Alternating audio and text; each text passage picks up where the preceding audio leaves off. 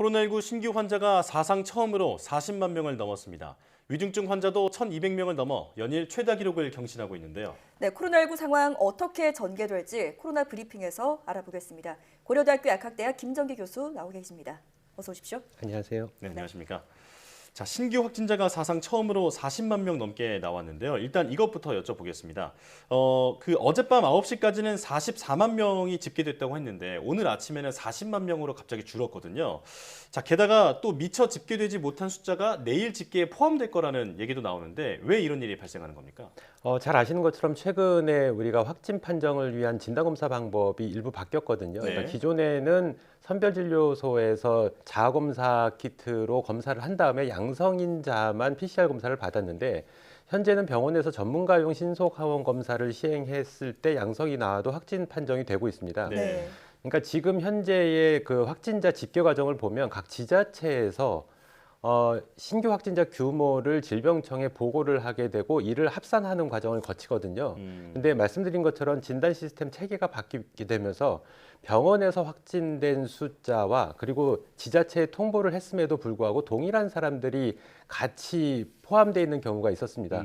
그러다 보니까 질병청에서 이를 확인하는 과정에서 중복으로 기재된 부분이 있었다. 네. 그래서 어제 발표된 것보다는 약 4만 명 정도 규모가 감소한 걸로 공식적으로 발표가 됐는데 네. 말씀하신 것처럼 또 이렇다 보니까 이제 집계하는 과정에 소요 시간이 상당히 걸리게 되거든요. 네. 이러한 과정에서 또 일부는 어제 확진이 됐음에도 불구하고 오늘 발표된 신규 확진자 규모에 합산이 안 된 부분도 있다라고 알려지고 있고요. 네. 그렇기 때문에 질병청에서는 내일 발표되는 확진자 규모에 이를 반영하겠다 이렇게 얘기를 했습니다. 그러니까 최근에 바뀐 이런 진단 시스템 상에서의 오류가 작동을 했다라고 보는 게 맞을 것 같고요. 네. 그러다 보니까 어떤 의미에서는 내일 발표된 신규 확진자가 이제 어제 확진되신 분들이 합산이 되면서 오히려 또 증가하는 양상을 보일 수도 있다라고는 보고 있습니다. 네.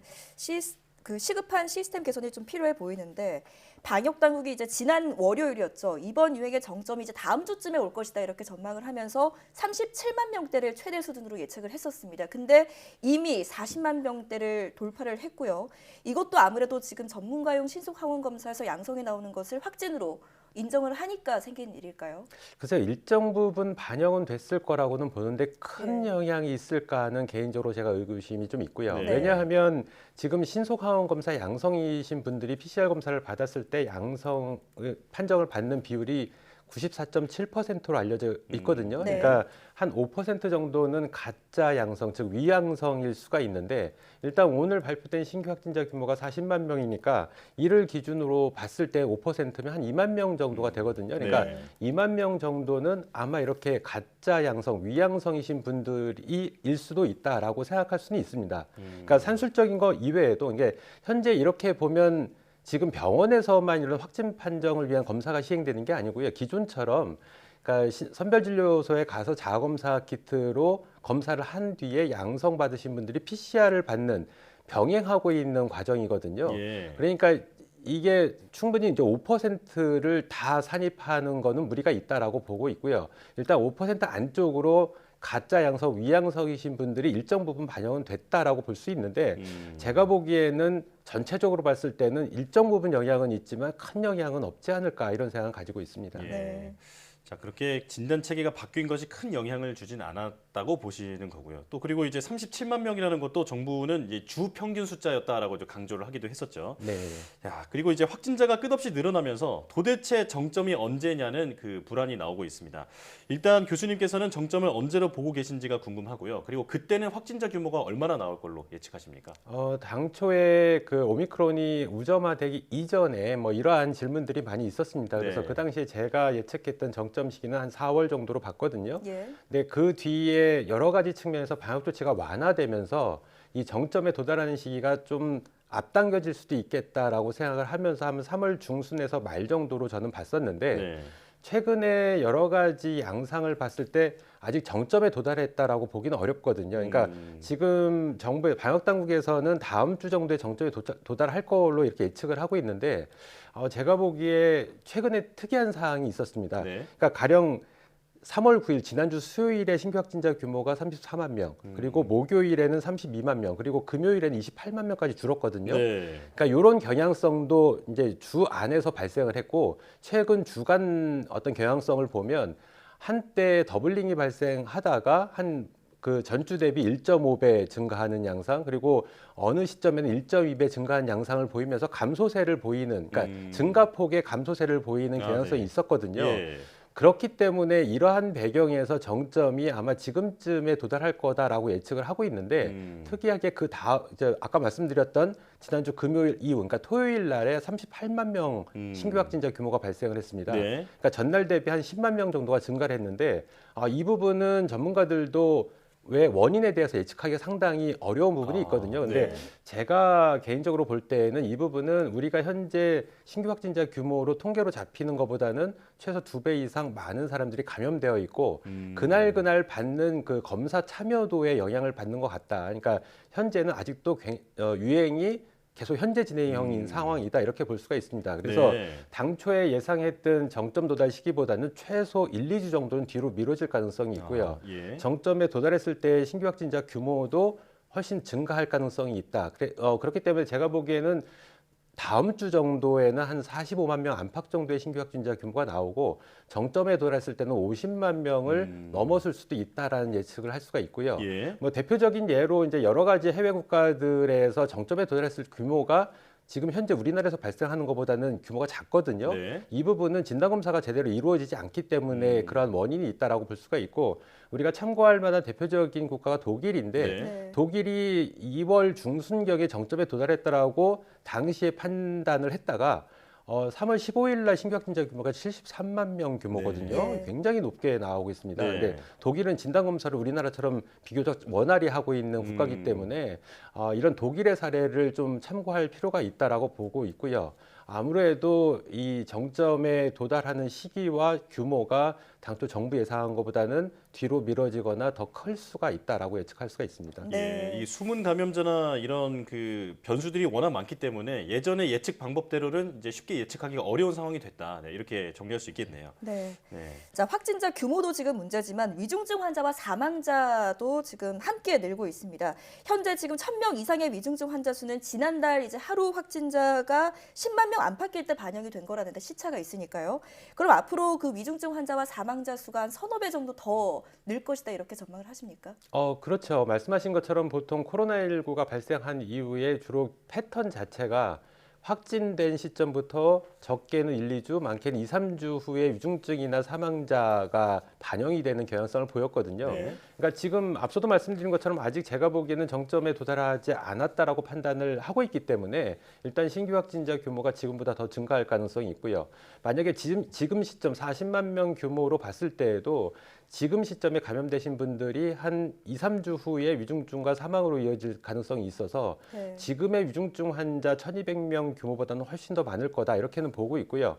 그리고 위중증 환자 규모도 지금 현재 우리 방역 당국에서 산정하고 있는 게 산소 치료를 받으시는 분들만 위중증 환자로 보고 있거든요. 예. 그러니까 그렇지 않은 위중증이신 분들이 합산이 안 되고 있는 상황이라 사실상 지금도 위중증 환자는 발표되는 것보다는 훨씬 더 많다 이렇게 볼 수가 있습니다. 예. 자, 그런가 하면 방역 당국이 지난 한 달간을 봤을 때 오미크론의 치명률이 0.1% 수준이라면서 이제 독감 수준이다 이렇게 얘기를 했습니다. 자, 그런데 이게 독감이라 하더라도 하루에 40만 명씩 나오면 정말 큰일 아니겠습니까? 결국은 의료 체계가 감당할 수 있는지가 문제인데 어떻게 보십니까? 맞습니다. 지금 뭐 독감 같은 경우에 대표적으로 우리 코로나19가 발생하기 이전인 2018년도에 타미플루 처방 건수가 거의 100만 건 정도가 되거든요. 네. 그 얘기는 적어도 100만 명 이상의 그 독감 환자가 있었다라고 볼 수가 있는데 네. 그거는 연간 통계입니다. 그런데 연간이라고 해도 주로 겨울철 한 4개월에서 5개월 사이에 발생하는 환자다 보니까 어쨌든 연간에 100만 명 이상, 100만 명 정도가 적어도 나왔다라는 얘기인데 네. 지금 오미크론 같은 경우에는 하루에 40만 명씩 나오고 있거든요. 그렇죠. 그러니까 독감이 만약에 오미크론처럼 하루에 40만 명씩 나오면 감당 불가능하다 이렇게 볼 수가 있고요. 그렇기 때문에 지금 계속 이제 오미크론 또는 코로나를 자꾸 독감하고 비교를 하는데 저는 이건 맞지 않다라고 보거든요. 네. 같은 호흡기 계통의 질병을 유발하는 바이러스긴 합니다만 우리가 일례로 벼와 밀이 유사한 곡식임에도 불구하고 실제 조리 방법은 다르거든요. 네. 그러니까 대응 방법이 전혀 다릅니다. 특성에 따라서. 그렇기 때문에 이렇게 자꾸 독감에 비교해서 여러 가지 대응 조치를 취하는 것은 맞지 않다라고 볼 수가 있고요. 네. 현재 중환자 병상이 60%대 그리고 준중환자 병상이 70% 넘어섰거든요. 근데 일선 의료 현장에서 얘기하는 거는 사실상 포화 상태에 도달했다라고 보고 있고 이러한 상황에 앞서도 말씀드린 것처럼 2, 3주 후에 위중증 환자가 더 늘어나게 되면 적절한 시기에 적절한 치료를 못 받게 되면서 사망으로 이루어지는 사례가 굉장히 네. 증가할 가능성이 높다 이렇게 보고 있습니다. 네. 자, 앞으로 위기 상황을 조금 철저하게 대응을 해야 될 것 같은데 거리두기 관련해서도 좀 질문을 드리겠습니다. 현행 거리두기가 이제 오는 일요일에 종료가 되면서 당초 정부는 현행 거리두기 조치를 완화하는 쪽으로 방향을 잡았던 것처럼 보였거든요. 근데 확진자 규모가 이제 예상보다 크다 보니까 어떤 결론이 나올지 불투명해진 모습입니다. 교수님께서는 거리두기를 어느 정도로 조정하는 게 맞다고 보십니까? 결론부터 말씀드리면 지금은 거리두기를 완화할 단계가 아니다. 예. 오히려 반대로 경우에 따라서는 강화해야 된다라고 네. 볼 수가 있거든요. 네. 지금 말씀하신 것처럼 정부에서는 세 가지 안, 그러니까 현행 유지 그리고 현재는 6인 11시까지 영업이거든요. 예. 이거를 8인 12시까지 연장하는 방법. 그리고 완전히 해제하는 방법 이런 것들 세 가지 안이 논의가 되고 있는데 신규 확진자 규모가 당초 예상보다 훨씬 크게 증가를 하고 있고요. 향후에 시차를 두고 위중증 환자도 크게 증가할 가능성이 있기 때문에 네. 지금은 전체적인 신규 확진자 규모를 관리를 해야 되는 상황이다. 그렇기 때문에 거리두기 완화는 적절치 않다. 대표적으로 앞서 독일 말씀을 드렸는데 네. 독일이 과거에 2월 중순에 한 25만 명 신규 확진자 규모에서 정점에 도달했다라고 예측을 하면서 예. 여러 가지 단계별로 방역 조치 완화를 했거든요. 예. 그게 한 달 후에 반영돼서 3월 15일 날 70만 명이 넘는 신규 확진자가 하루에 나왔다. 그러니까 우리도 여기에 시사하는 바가 있기 때문에 참고할 필요가 있다라고 볼 수가 있습니다. 예. 자, 그런가 하면 이제 그 관리해야 할 재택 환자가 너무 많아지니까 집중관리군이 60세 이상과 면역 저하자로 축소됐습니다. 그리고 또 다른 질환으로 그 일반 병상에서 치료를 받던 사람이 병원에서 검사를 받고 확진이 되면 그 중증이 아닌 경우에는 계속 그대로 그냥 치료를 받도록 이제 바뀌었거든요.